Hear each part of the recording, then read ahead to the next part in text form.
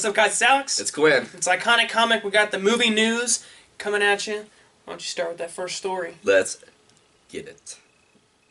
Deadpool director. So, there's a report from Mashable. John Wick co-director David Leitch is the current frontrunner to direct Deadpool 2. There are several other directors in the lineup to direct, but Leitch's name is at the top of the list. There's no release date for the sequel, but Fox is moving forward with casting. What do you think of this director choice? Possible director choice. I like it. John Wick was really fun, and I can see a lot of parallels with John Wick and Deadpool with the firefights and the fight scenes and stuff. So I think it's a good fit. Why did you stop talking as soon as I took a bite? Anyway, yeah. Okay, so I think this is a really good choice because, like you said, the fight scenes were awesome, but it had that fun kind of tone to it, and that's what you need in a Deadpool movie. You need a fun tone. I mean, it wasn't just like watching it like woohoo. No, I mean, when something would happen, you'd go like, oh, oh. And I had a lot of those moments in Deadpool too. And John, oh yeah, okay. Yeah, and John Wick and Deadpool. There was a lot of like oh my god, like oh moments when like something cool would happen. Yeah, and I mean, sequels tend to like want to go like the studios are like, let's go dark, let's go darker, and that's kind of the vibe I got from when they let Tim Miller go. Is that he wanted a bigger budget, maybe a little darker, change up the tone. Make it not feel like, because Deadpool, it was, I want to say it was like a $75 million budget. It was under $100 million, and it made almost $800 million. So, yeah, it's good that they wanted the budget to be a little bigger. It makes sense, but it felt like an indie movie almost. It felt small. It felt grounded, and I think I don't want to lose that feel. I think if you make it Deadpool, just that one character movie, too big, it loses what the movie's really about. Well, then you get into if the tone is the exact same as the first one, then it's just gonna feel like rehash. It's just gonna feel like the same exact movie, like with Anchorman 1 and 2. Yeah, I don't want the same like storyline, but I want the same universe feel. That's what I mean. I don't want that same. I don't want the same. I want to change the story, put in Cable, and that was the other thing. Tim Miller wanted Kyle Chandler as Cable, and he would have been a horrible Cable. Yeah. So when it came to that, I was like, if that's the main thing they disagreed on, him and Ryan Reynolds, I'm taking Ryan Reynolds' side. I'm gonna take Ryan Reynolds' side like 9 times out of 10, no matter what the dispute is, because he's the reason this movie got made. He spent 10 years like advocating for this movie to get made. So if Ryan Reynolds is okay with David Leitch being the director, I'm okay with him being the director. Yeah. Why doesn't Ryan Reynolds just do it? Just pull Ben Affleck, starring and directing. Well, he's a producer. I think he's the lead producer on it. Sorry, my foot was in the shot. He's the lead producer on it, and I mean, I don't know. Has he directed anything? Not that I can think of. And I don't know if you want your first like director, your butt in the director's seat thing to be a major superhero movie that a lot of people are counting on. See, I don't think it's that major, though. I mean, in the grand scheme of things, Doc Strange is... In the grand scheme of the universe, but I'm saying, I think most anticipated list, a sequel to Deadpool is on a lot of people's top 5. Yeah. Like, because it blew everyone's expectations, even mine, and I knew the movie was going to be good just based off the trailers. This feels like the comic book Deadpool, yeah. But it still blew our expectations away. So, I think, again, if he's okay with this guy directing it, I'm okay with him directing it. And Ryan Reynolds we trust. Alright, moving on. Let's get some Doctor Strange action going. So Cumberbatch was doing an interview with Yahoo UK, and he was making some hints that Doctor Strange might be the guy that brings all the superheroes back together after Civil War. When he was asked if Team Iron Man or Team Cap, he says that Doctor Strange will help as opposed to taking a side. And I think, just based off the trailers alone of Doctor Strange, I could totally see him being that guy. Like, I am above all of you.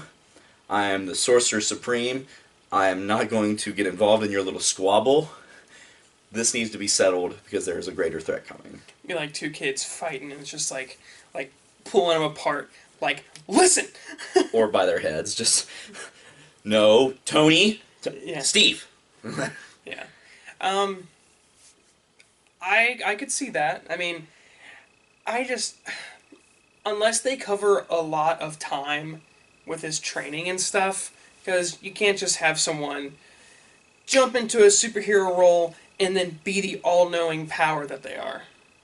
I have a feeling because in the comics it was he trained for a long time to be Yeah. Sorcerer Supreme. I think we're gonna time jump in the Doctor. That's Strange what I was movie. thinking too. Was That, that the like- time stone? You can just. Yeah, I think we think it's the Time Stone, but I think that it's gonna It go. is. Oh my god. It is. It's Whatever. gotta be because I mean, when that thing opens up, the Eye of Agamotto, it looks like it fits right in that gauntlet. Like, but I think it's gonna. We need to stop that. I think that when it gets to the point right after, it's a TV spot now, so it's not a spoiler. But it was in the IMAX footage that we saw where he was with Wong in the library and he's getting books from him. Mm-hmm. I think a little bit after that, and maybe the scene in the trailer where he's with all the group of people outside training, it's gonna I'm not gonna say it's gonna Rocky montage it, but I think it's gonna time jump ahead, and then maybe time jump ahead a little bit more, to points in his training. Yeah. And I think that'll be a good way to, because like you said, if they just go, all right, you're the Sorcerer Supreme, go ahead, try it out. It's like, here, try on this cape. Because that's the thing, it's like he's an asshole. Doctor Strange is a dick, and not in the fun way that like Tony Stark is. Like Tony Stark's arrogant, but he can play it off because he's suave and he's funny and he's smooth I think that Doctor Strange is going to be humbled, because like, by this whole thing. Yeah, oh yeah, like well, you saw he's like, teach me, He's not going to be a jerk anymore. but even in the comics, once he became the Sorcerer Supreme, he still has a little bit of that arrogance. But like you said, he was humbled by all the stuff that he went through, so he puts himself still on a little bit of a pedestal. But you're the Sorcerer Supreme. Like, it's not like this guy. Like, what? Like, he got in one car accident. That's the worst thing that's happened to him in his life, because top surgeon in the entire frickin' world, probably one of the richest people in the world because of that fact. Oh, I got in a car accident. Don't worry, you get to be a superhero. Yeah. Like not much took him down a peg. Like he kind of gets to be an awesome person. But yeah, I think that he's going to be that guy, and I hope. I've heard some things about the after credit scenes, not what they are, but I've just heard that they're really, really good for the people that have seen them. And God, I hope that he's just, it's after the movie and it shows Doctor Strange, and he's just, he's just kind of looking, through like different realities and, looking through time and stuff and just kind of testing his powers. And then he opens something and you just see Thanos like on a rock. Like on the rock, with the gauntlet. And he's got a couple of them already. And he's just like, Wong, it's time to go. Like, because Wong lives with him in the comics. It's him and Wong. They live in that New York apartment. That Thor, there's a little set photo of Thor and Loki with an address on a thing, and it's Doctor Strange's address. I love how they're tying everything together. It makes me so giddy. I'm like a 5-year-old girl. Alright, we good? We're good. Alrighty then. We might not get a Teenage Mutant Ninja Turtles 3. Moving on. Darn. Okay, so Andrew Form was doing an interview with Collider, and he said that there won't likely be a follow-up to Out of the Shadows. He's not ruling out the possibility of something in the future, but he said, and this is the quote, "I don't think there's a Turtles 3, but I wouldn't say there's never going to be another Turtles movie." So what I'm getting from that is there'll be another Turtles movie eventually, but it will not be a sequel to this series. Yeah. I don't have anything to say. I didn't see 2. One was a fun movie to turn your brain off and watch, but even then, it was like... Yeah. Oh God. I liked 2 better than 1 because they showcase the turtles more. If you go back and watch 1, I don't see why these movies are insisting that, like, this movie and Transformers and all of those other movies that are based off like a comic or a toy or something from your childhood, they're like, well, let's focus on the humans, not the Transformers, not the turtles. Let's focus on Right. April O'Neil. Like, no, I want to see the turtles training. I want to see Splinter training them. I want to With the see. book, he learned Uh, everything from a book. that's dumb. He learned ninjutsu from a book. Yeah. Why was a ninjutsu book just in the sewer with everything, like all the secrets? It's like Who would throw that away? it's like a scroll, like from ancient, Japan. Like, yeah, I'm not disappointed, but I'm also not like, woo, it's over. I'm just kind of like, you know what? I think it's best that this series find a new vision with hopefully another studio. I don't think Nickelodeon's the right studio for this property.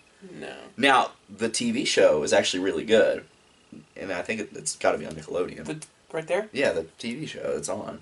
I just pointed to a TV, but I mean, I think it should be with a company that's willing to make it very true to the source material. The Turtles comic is dark. It's like an R-rated comic book. It's got nudity, like turtles are murdering people. I want to see that like a Netflix series.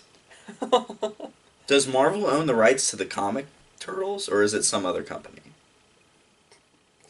Let us know if you know if who owns the Turtles comics. I hope it's not Nickelodeon, but if who owns the right to make Turtle comics, let us know that. Whoever that is, like if it's Marvel, like they need to buy the film rights back and just throw it on Netflix. Don't put it in the universe of the MCU. Just I don't think they should waste their money. you wouldn't pay to see a Netflix Daredevil kind of style Ninja Turtles movie or Ninja Turtles show. Well, yeah, but I think they have more pressing matters. It's Disney. They have so many like ways to do things. Like they have Star Wars, they have Marvel, they have their own properties. What's one more? I don't think they're gonna put like a ton of. They need to work on the X-Men and Fantastic Four. Fox keeps X-Men. They need to take Fantastic Four though. They already took them. Mark my words, they've already taken them.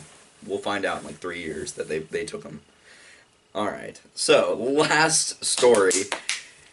Even though we got Robert Downey Jr.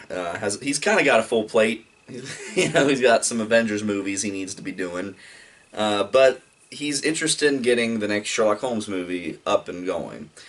Variety reports that the Warner Brothers and Robert Downey Jr. team made a writer's room to shape the script and story for the next film. The writers include Guardians of the Galaxy writer Nicole Perlman, Baywatch's Justin Malin, Rogue One's Gary Whitta, Tomb Raiders Geneva Dorette Robertson, and Snowden screenwriter Kieran Fitzgerald. Obviously, Downing and Jude Law are going to return, and Guy Ritchie, who directed the first 2 films, is going to return. I am really excited about this. I loved the Sherlock movies. They were just it. You say it, or like we hear a lot that Robert Downey Jr. is always playing Iron Man. Iron Man is Tony Stark is Robert Downey Jr. But with Sherlock, it is a different Robert Downey junior Mm-hmm. I mean, it's a completely different tone to his acting style, and I think it does it justice. He's really good as Sherlock. And I liked both of Yeah. the movies in the fact that they got this writer's room with people from Guardians, Rogue One, Tomb Raider, Snowden, don't get me started on that one, but it gets me excited because they didn't have that for the first 2, and I like the first 2. Yeah. This one might just be, it might take the cake. Like, Now it could be good, but it could also be bad because it could be a lot of like button heads. Well, when they do writers' rooms, at least what I've seen in the past, it's they come up with a couple different stories, and then they don't vote, but they come to agreement on one story. But then once one story is agreed on, then they put their ideas into that story. Now, like you said, it could, a lot of different ideas be thrown in, and writers' rooms have not always been, like, even when they're good news, because Transformers: The Last Night has, well, a year and a half ago we got reports. There's a writer's room being put together for the next Transformers movie, and it's got writers from all these amazing movies, and then Michael Bay comes back to direct it. Oh, it's like, why? Yeah. Like, I could see that writer's room being like, all right, we have an idea. All right,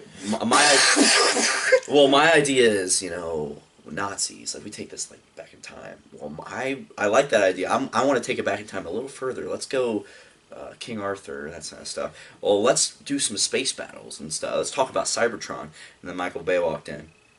I like your ideas. Let's just make them all. Let's put it in one movie. So I hope that doesn't happen with this, because I love this franchise. It's something we hadn't seen in Sherlock Holmes before. That's a definite. Because Sherlock Holmes in the past has been more, it's all about mental, solving the case. And it added not too much action to where it was like, this is just an action movie with a Sherlock Holmes film over it.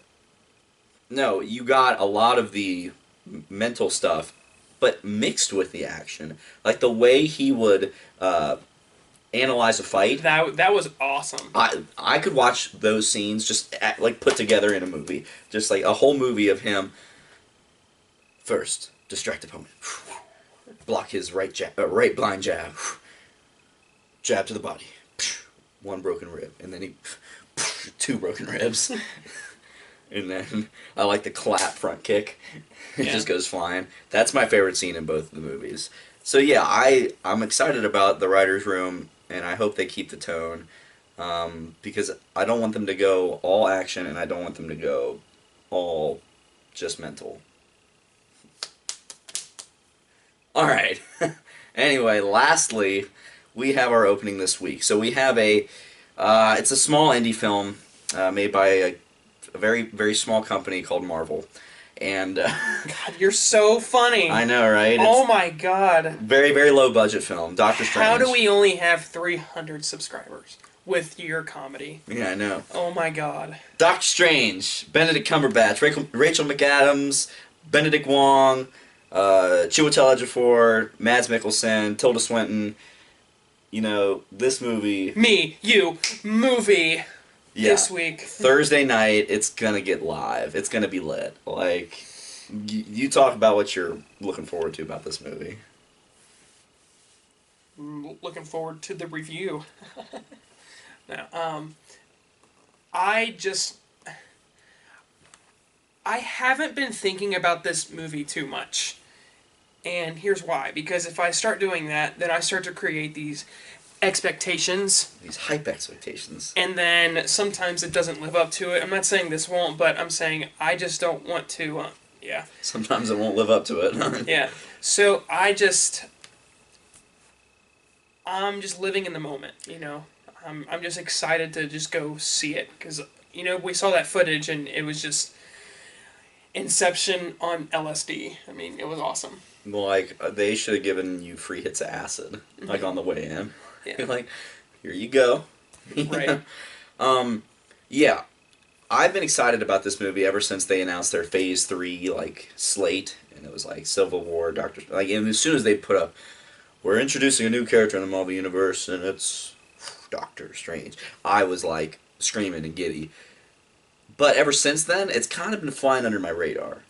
Because this year, say what you will about the way the movies were and how they were made and the quality, there was a lot of other movies that were, big. Batman v Superman, Civil War, X-Men Apocalypse, Deadpool. And it's it's kind of been flying under my radar all year. And the closer we've gotten to it, we're getting a little more flavors, a little more tastes, and... You know what else is doing that right now? Black Panther. Well, it's flying under radar, but we still got a year and a half until it comes out. Oh. Makes me sad that we still have a year and a half.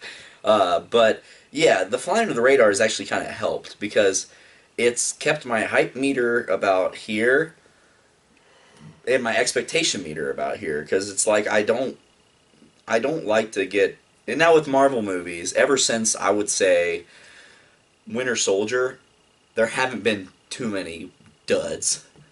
Like that since, and that's around the time where Disney got them, I believe. So ever since then, it's been kind of like, we're gonna put out some quality. Like we're gonna take the time, good directors, good actors. So I have no doubt that I'm going to at the least like this movie. Yeah. Visually, I hope I love this movie. Yeah. It's gonna win something. It has to. Mark it down right now. You heard it here first. This movie will be the first Marvel movie to win an Oscar for visual effects. There's no Marvel movie has won a Oscar for anything. I think this could be the one just for the visual effects. Because if you're trying to argue with me, what other movie this year, and we've only saw that 15 minutes, I can't name another movie this year with better visual effects. No, not at all. Rogue One may be like, give it some competition, but I think there's no, just from the trippy sequences and the Inception-like building movements, and it looks real. That's the big thing. You could have done that movie, and you could do all those effects, but they could look like garbage. Right. Looks just phenomenal. And I just can see myself just staring at the theater, just with my mouth open, just... I love this whole conversation. We're like, our hype meter's been down. There's like this conversation's getting me like amped up to go see this thing. All the TV spots. I've tried to stay, and you've noticed, like we watched I think 2 TV spots and then the IMAX footage and whatever.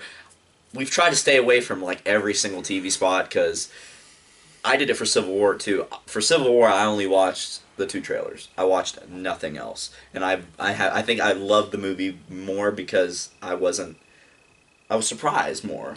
Yeah. Marvel that's the one criticism I can give them. They give way too many things away in their TV spots.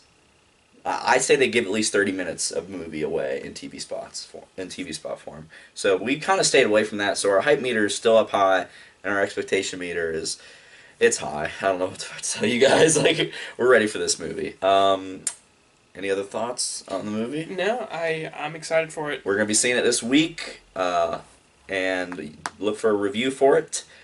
It's gonna be awesome. We'll do it mullet style. Yeah, we're not going to do 2 separate front, videos. Review in the front, spoilers in the back. Yeah, we're not going to do 2 separate videos. One, I don't think there's enough like things to talk about that aren't spoiler to make a whole video worth. Like it'd be like a 2-minute video. Like, well, we liked it. It was good. Oh my God! Did you love that part when it was? Yeah. Yeah. So it's gonna be one video, non-spoiler in the beginning, spoiler in the back. Mullet style. Yeah. I cannot wait for this movie. It's definitely my most anticipated for the rest of the year. Rogue One being slightly behind it. So, yeah. All right. Well, let us know what you guys thought down in the comment section with any of the stories. Make sure you like, comment, share, subscribe, so that you don't miss anything from our channel. If you want us to react to something, hit us up on Twitter, Facebook, or send us a link in our email. No one's done that yet. No one has sent us an email. Come on, guys. So let us know. And don't forget, we still got our GoFundMe account down in the description box below. If any of you 304 now subscribers want to help us, maybe get some better equipment or just anything, you just want to be a nice person, you can donate below. We good? Cue music.